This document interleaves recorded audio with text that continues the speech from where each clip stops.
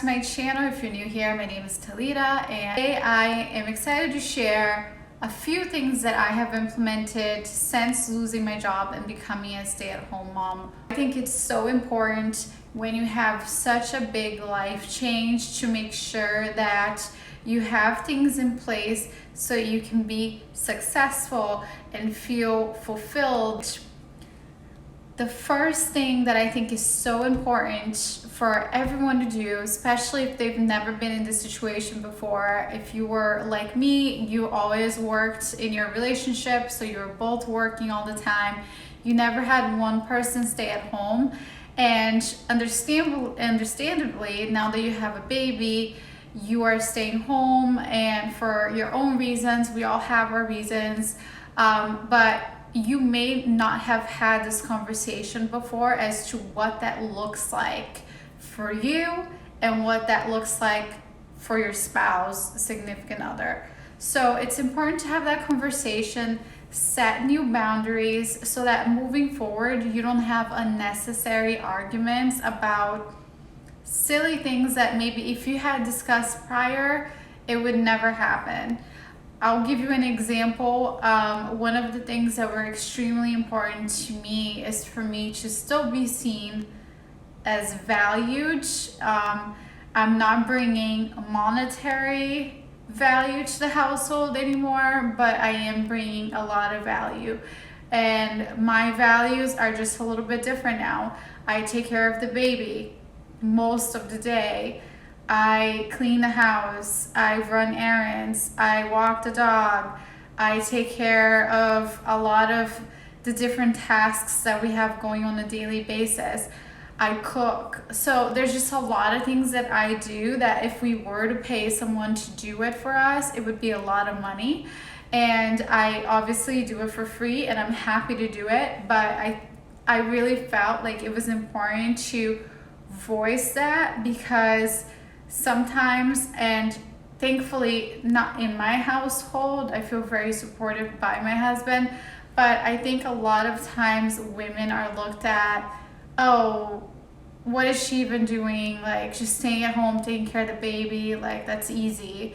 Especially if you've never been in that place before in your life, or if you're just looking at it from an outside perspective, you don't really know what it's like and what the day-to-day life is of a mom. You wear 100 different hats.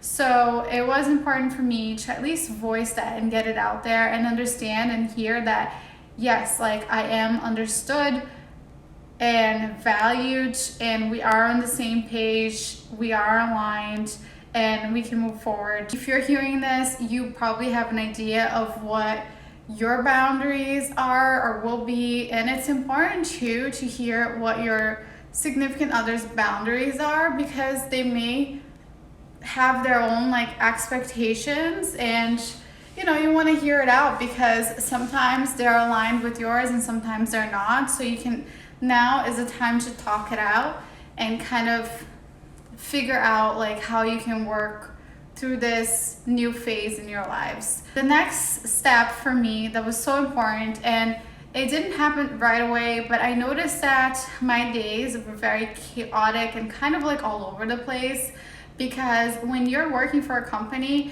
you have structure, but when you're at home with your baby, it's kind of like whatever goes unless you have a plan in place.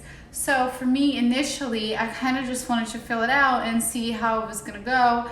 And it kind of just, I don't know, it was all over and I felt kind of lost. Like I didn't have a plan. What am I doing? Like, when am I cleaning? When am I doing this? When am I cooking? I gotta take care of the baby.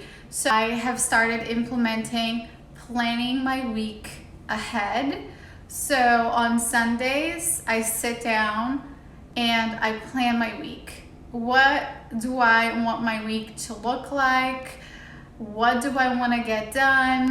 What phone calls do I need to make? What like trips do I need to make to the grocery store or to a play date or whatever it may be that we need in the house? I kind of set that a week ahead just so I know exactly what the week will look like for the most part for me. I also include my workouts in there, my goals for the week, personal goals, family goals, everything goes in the calendar. So that takes me to the last tip, and that is uploading Google Calendar if you don't have it already. And I think that's super important. Just having a shared calendar with your spouse, significant other, and also like a calendar for you. So Google Calendar can do both. You can have like a family, calendar where you share with the entire household, and one just for you, and just one calendar. I set all my tasks there on Monday, and I check them off as I get them done. And it feels so good to check those off. Feels amazing. And it's nice because, especially if you don't have a boss right now, because you're your own boss, you're a stay-at-home mom, you don't really have someone being like, good job, like you did great today, you killed it, you did this and that, like wow, good for you. It's hard for you to just pat yourself on the back. But when you have tasks set in your calendar, you can look through all of the things that you have done that day or that week, and you can feel good about, oh my gosh, like I feel so accomplished this week. I feel like I got so much done. Keep yourself accountable for the things that you have to do. I think that mom brain is a real thing. So for me, if I don't have a calendar or like something that's reminding me of what I need to do, most likely I will forget it. So I love having a calendar for that reason as well. It's just like another reminder, like you gotta get this done. So I hope this was helpful. These are just a couple of things that I have implemented so far, and I've been loving it. It's made me feel so much better and at peace with everything, and I hope that this is able to help you guys too. And if you have any tips that you are currently doing that is working for you, please feel free to leave it down below in the comment section. And if you haven't already, please subscribe, share with a mom friend, and like, so that you can help me support this channel and continue making these videos. Thank you so much, guys, and I'll see you next week.